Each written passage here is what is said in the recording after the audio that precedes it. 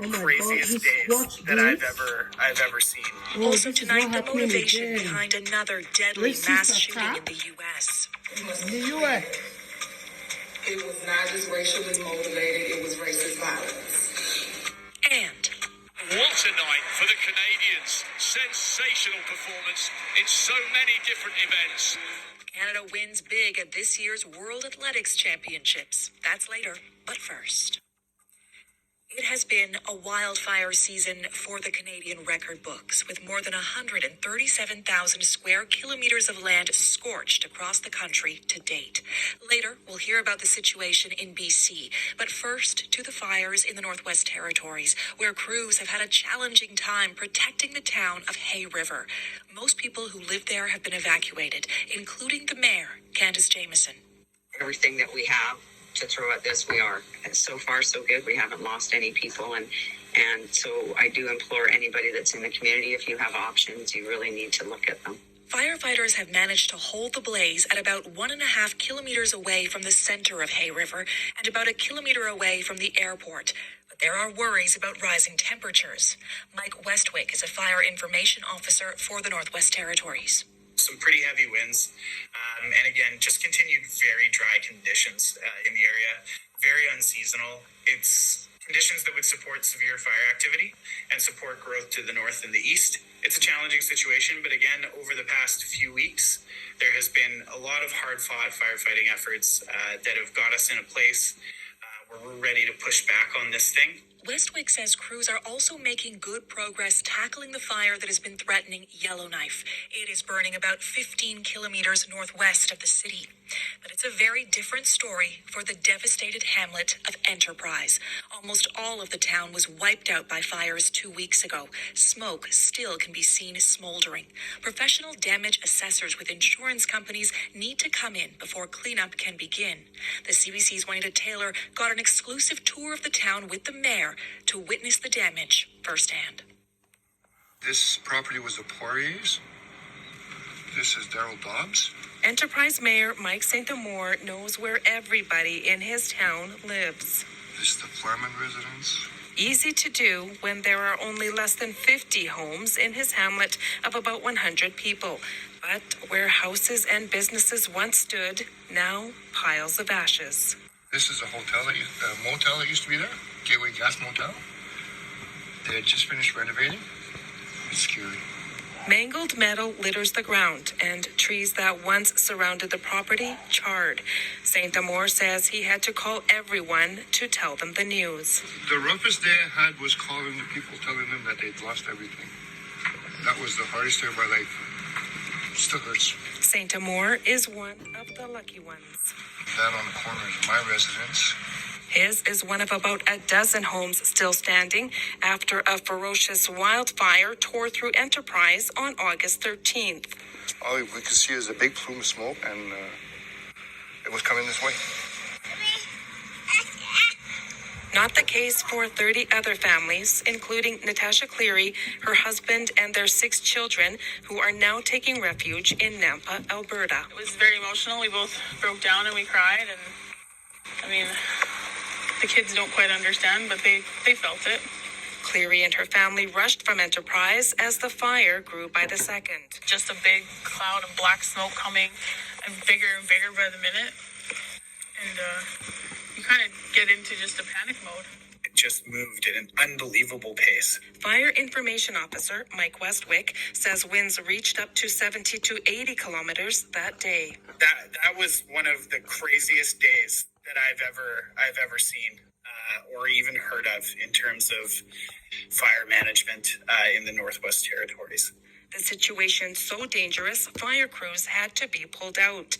Mayor St. Amour says his hamlet was left on its own, and now he wants action from all levels of government. Step up.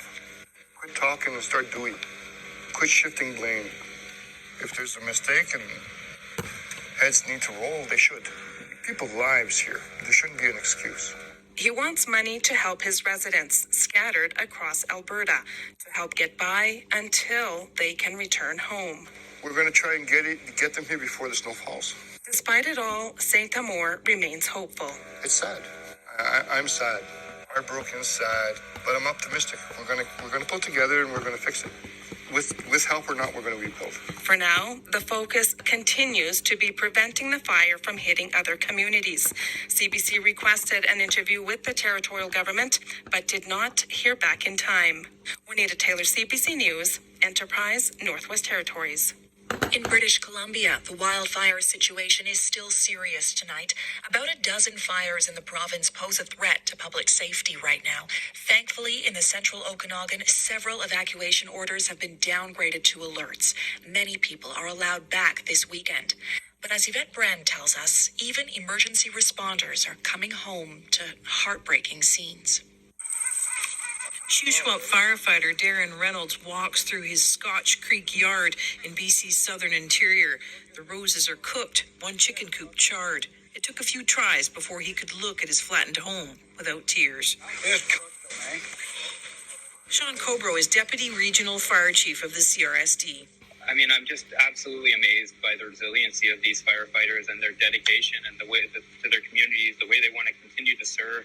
It's like there's no question to them. They just want to be out here. It's inspirational for me and touching. I mean, these people have lost everything. They were scattered. It was an incredibly chaotic time. But the second they had a chance, they were back here trying to help their community whatever way they could. Fundraisers are ramping up for Okanagan and Shuswap firefighters. More than a dozen lost their homes while fighting aggressive fires. Jason Brolin is fire chief of West Kelowna. It's not necessarily the difficult work of firefighting anymore for my fire department. You know, we're starting to process all of the things that have happened to us. My focus now remains doing what I can to make sure that we get as many of you home. And we support those who lost their homes. There is hope for rain. Not much, but at least it will cool things off, according to Jean Strong of the BC Wildfire Service. Unfortunately, the precipitation that we're likely to receive over the next few days isn't going to be a miracle cure to end the fire season and put a stop on those fires that we do have out there. However, it will help our crews. The flow of people into temporary evacuation centers is slowly reversing as some people now head home. For others, no word yet and no timeline. For those who have homes to go back to, it's time to sort through what remains. Michael Shapcott, Executive Director of the Sorrento Center. First task for all of my staff is to make our homes healthy and safe, and that involved, of course, emptying freezers, doing a lot of cleanup. Business owners like West Kelowna winemaker Jason Parks face dire times. The usually bustling tourist cities are like ghost towns. Well, that's the doom and gloom of it all. It's really bad because of the no travel advisory and what's happening with very good reason. It's not come here. There is no business in the places. So right now it's a lot of managing. I've got 120 employees, so it's managing their emotions and trying to keep them positive and giving people work while we can. For others like Chris Bates and his young son Tyler, they're arriving in town, relieved to find homes standing. Thankfully, everything was okay, so we really feel fortunate and lucky, very lucky. Yvette Brand, CBC News, Vancouver. A prayer vigil is underway in Jacksonville, Florida, the city in mourning after a senseless act of racist violence on Saturday. Angela Carr, Anolth Laguerre, and Gerald Gallion, who are all black, were shot and killed at a dollar store by a white man motivated by hate. Katie Nicholson reports. Let us pray, Lord, we thank you. Parishioners hold hands in the pews of St. Paul AME Church in Jacksonville. It's too much. It's too often. We keep going down the same paths. Over and over again.